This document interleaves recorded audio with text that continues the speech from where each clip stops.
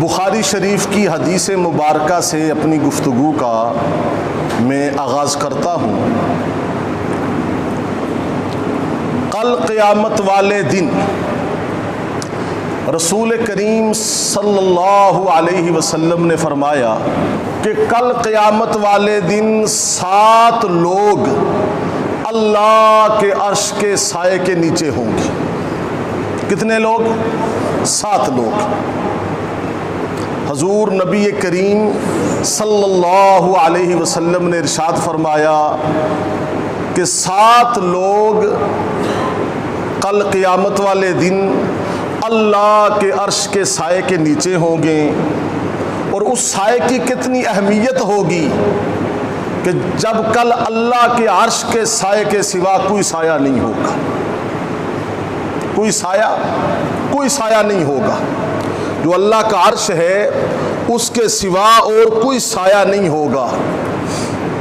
اور وہ قیامت کا دن کہ جس کے بارے میں اللہ رب العالمین نے قرآن پاک میں فرمایا یوم یفر المرء من اخی و امہ و ابی و صاحبتہ و بنی، اس دن بھائی بھائی کے کام نہیں آئے گا، اولاد والدین کے کام نہیں آئے گی، والدین اولاد کے کام نہیں آئیں گے۔ وہ قیامت کا دن، وہ حشر کا دن، اور اس محشر کی گرمی سے اور سختی سے اللہ کے نبی نے پناہ مانگی ہے۔ رسول کریم صلی اللہ علیہ وسلم نے فرمایا، بخاری شریف کی یہ حدیث ہے کہ کل قیامت والے دن 7 لوگ اللہ کے عرش کے سائے کے نیچے ہوں گے۔ اب وہ لوگ کون سے ہوں گے ذرا سماعت فرما لیجیے۔ سب سے پہلے نبی کریم سب کہہ دیں صلی اللہ، نہیں بآواز بلند کہہ دیں صلی اللہ علیہ وسلم۔ حضور کا نام جب بھی آئے تو درود پڑھا کریں، درود پڑھا کریں۔ اس کے اور فوائد تو بہت زیادہ ہیں۔ ایک فائدہ یہ بھی ہے اللہ کے نبی نے فرمایا جو دنیا میں سب سے زیادہ مجھ پر درود پڑے گا وہ کل قیامت والے دن سب سے زیادہ میرے قریب ہوگا۔ اللہ اکبر۔ تو حضور کا نام آئے تو کیا کہنا ہے ہم نے؟ صلی اللہ علیہ وسلم۔ اللہ کے نبی نے فرمایا کل قیامت والے دن 7 آدمی اللہ کے عرش کے سائے کے نیچے ہوں گے۔ ان میں سب سے پہلا عادل بادشاہ، یہ بخاری شریف کی حدیث ہے۔ سب سے پہلا کون؟ عادل بادشاہ، عدل و انصاف کرنے والا، عدل و انصاف کرنے والا۔ یہ عدل و انصاف کرنے والا حدیث میں ہے، عدل و انصاف کے نام پر عوام کو گمراہ کرنے والا نہیں۔ یہ سمجھ لیں ذرا، عدل و انصاف حقیقت میں کرنے والا،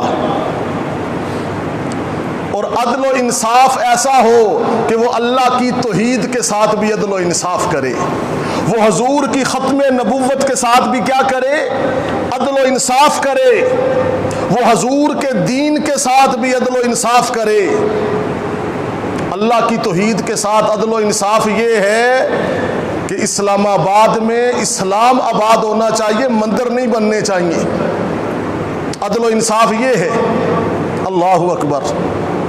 اور حضور کی ختم نبوت کے ساتھ عدل و انصاف یہ ہے کہ قادیانیوں کو اتنی عزت اور ان کو اپنا مشیر نہ بنایا جائے، اور غیروں سے یہ وعدے نہ کیے جائے کہ ہم حکومت میں آئے تو قادیانیت کے لیے یہ کریں گے وہ کریں گے، سہولتیں پیدا کریں گے۔ نہ، عادل بادشاہ اللہ کے عرش کے سائے کے نیچے ہوگا وہ جو اللہ کے دین کے ساتھ عدل و انصاف کرے۔ اختیار ہے نا اس کے پاس، بادشاہوں کے پاس اختیار ہوتا ہے۔ اللہ اکبر۔ وہ اللہ کی توحید کے ساتھ عدل و انصاف کرے، حضور کی ختم نبوت کے ساتھ انصاف کرے، وہ دین اسلام کے ساتھ عدل و انصاف کرے، اور وہ رعایا کے ساتھ بھی کیا کرے؟ عدل و انصاف کرے۔ ایسا بادشاہ اللہ کے عرش کے سائے کے نیچے ہوگا، سائے کے نیچے ہوگا۔ اللہ اکبر۔ دوسرا وہ آدمی اللہ کے عرش کے سائے کے نیچے ہوگا، حدیث میں ہے، بخاری کی حدیث ہے، وہ نوجوان جس نے اپنی جوانی اللہ کی عبادت میں گزار دی۔